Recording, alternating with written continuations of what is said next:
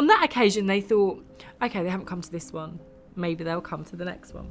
On David's actual birthday, May the 2nd, it was a private jet from London to Bordeaux, where they went to a vineyard and tasted David's favourite Petrus wine.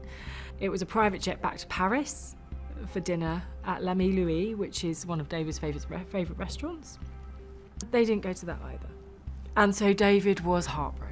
I think they really thought he would go to that one. He told them he would.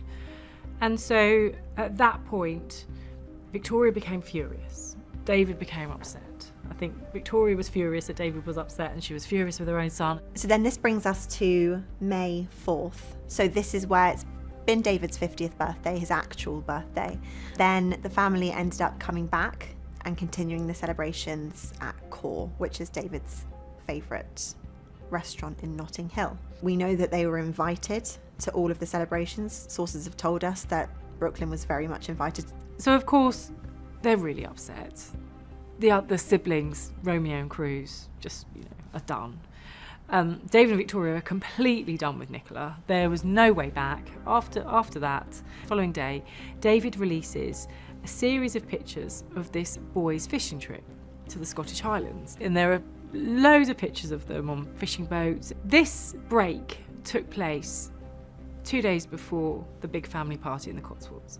So Brooklyn was in the country, Brooklyn could have gone. Brooklyn was invited 6 months before, as David told us on Instagram. So there was a clear intention there for David to tell the world that his son didn't want to be there. And he posted saying, "Miss you at Brooklyn Beckham." Didn't want to be there.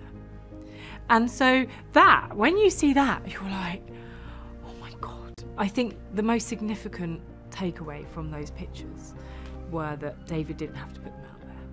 And I think such was the upset and the anger. The fact they'd been in London for that week and didn't attend any of these parties was deeply concerning for David and Victoria.